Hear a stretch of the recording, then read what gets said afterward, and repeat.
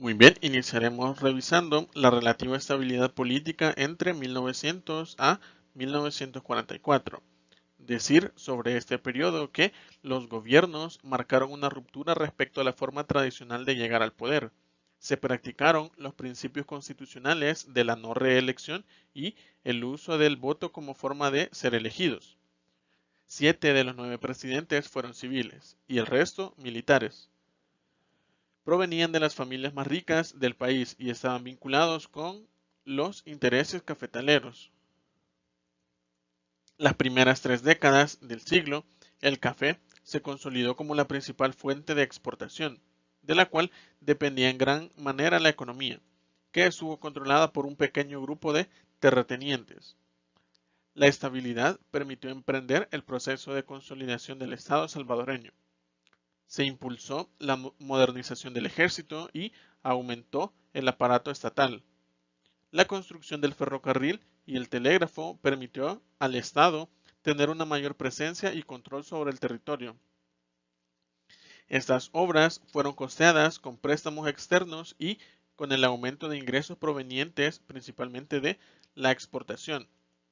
También es importante mencionar que los límites del Estado salvadoreño se encontraban en el ámbito local, donde las obras públicas y el orden dependían de las alcaldías y de las contribuciones particulares.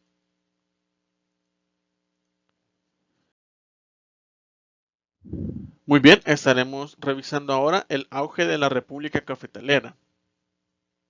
Al iniciar el siglo XX, es decir, de 1900 hacia arriba, el aumento de la demanda internacional del café y la mejora de los transportes terrestres y marítimos favorecieron los precios. La producción y las exportaciones se incrementaron al punto de que el café se convirtió en una forma de creación y acumulación de riqueza sin ningún precedente alguno. Este auge se situó en un equilibrio entre factores nacionales e internacionales.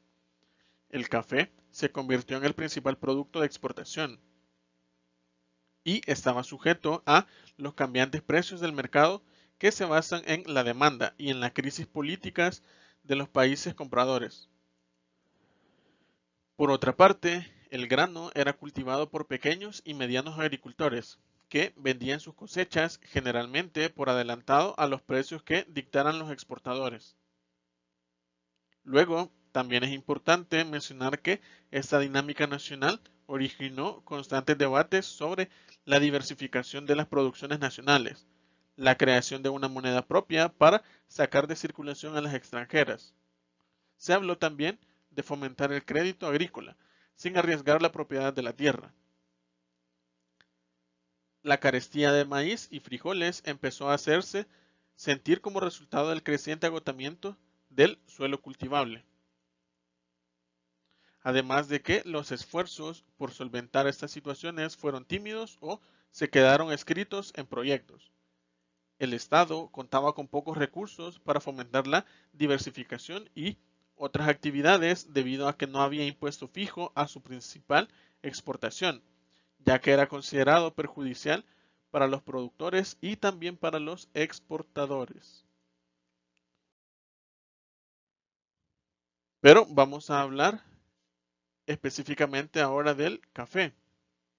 Y es que para poder comprender el surgimiento de este y el auge que tuvo en cuanto a las exportaciones cafetaleras, es necesario, como bien nos menciona acá,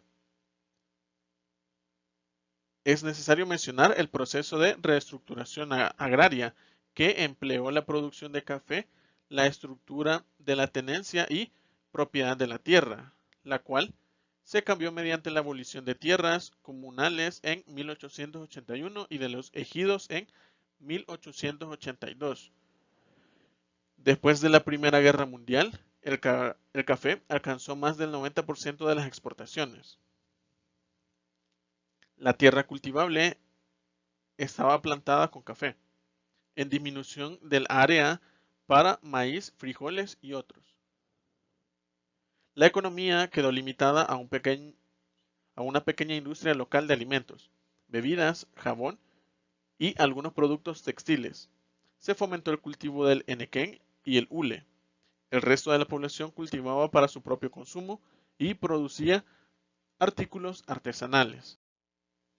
Es decir, el cultivo del café y las exportaciones del mismo no solamente habían ganado grandemente terreno a nivel económico, sino también a nivel de agricultura, es decir, las tierras principalmente estaban siendo utilizadas para el cultivo de café, dejando de lado los otros productos que podían potencializarse en aquel momento y que además de eso eran necesarios para la canasta básica de los salvadoreños de aquel entonces.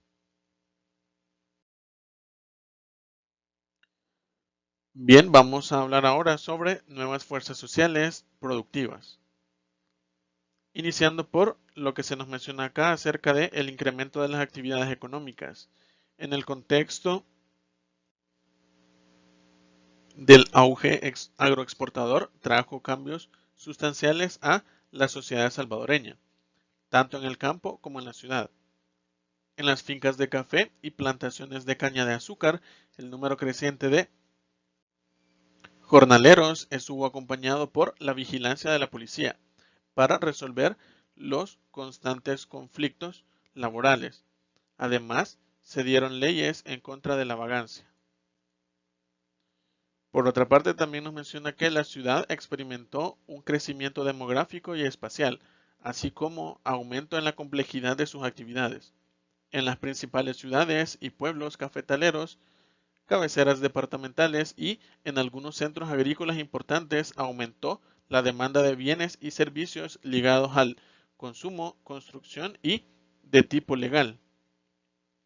De esta forma, los empleados de comercio y los públicos, profesionales, talleres artesanales e industriales, el servicio doméstico y la venta en espacio público dinamizaron el paisaje urbano. Sobre la organización de algunos de estos sectores o gremiales, se procuró elevar la calidad de vida de los asociados y prontamente fueron sujetos importantes de la opinión pública. Las diferencias entre el campo y la ciudad se hicieron más notorias, pero su relación era indisoluble, es decir, no podía separarse una de la otra, ya que la riqueza de la ciudad se sustentaba en las actividades agrícolas de exportación, es decir, de actividades provenientes del campo. Luego nos menciona que, lejos de las principales poblaciones, el resto del país continuó viviendo en la subsistencia y sin acceso a educación, agua potable, salud, medicinas. Además, aislados geográficamente, ya que estos servicios solo se encontraban en los centros urbanos ya mencionados. También es importante que hablemos sobre la crisis del Estado oligárquico, comenzando por mencionar que el proceso que llevó a la crisis de los gobiernos oligárquicos está relacionado con la fragilidad económica, las formas del poder político y las condiciones de vida de los campesinos en las zonas más dinámicas. La falta de disponibilidad de tierra y la insuficiente producción de alimentos para una población en aumento creó una presión en las zonas más pobladas y activas. Las relaciones de poder entre el Estado y la población no eran consensuales y el uso de la violencia era un medio de resolver tensiones, especialmente cuando se trataba de demandas económicas. La crisis económica internacional hacia 1928 agravó la situación. Los bajos precios del café ocasionaron escasez de trabajo y reducción de salario en las fincas. Productores con propiedades hipotecadas no pudieron solventar sus deudas y las perdieron. La pequeña propiedad fue perdiéndose por la repartición a los descendientes y a menudo vendida o embargada a favor de un agricultor más grande. Es decir, desde aquel entonces podemos observar cómo la distribución de la riqueza comenzaba a ser de forma desigual.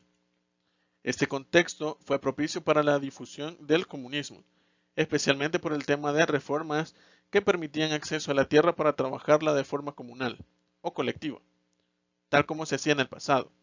Dirigentes y campesinos pusieron expectativas en la elección de Arturo Araujo en 1931, quien prometió resolver algunas de esas demandas.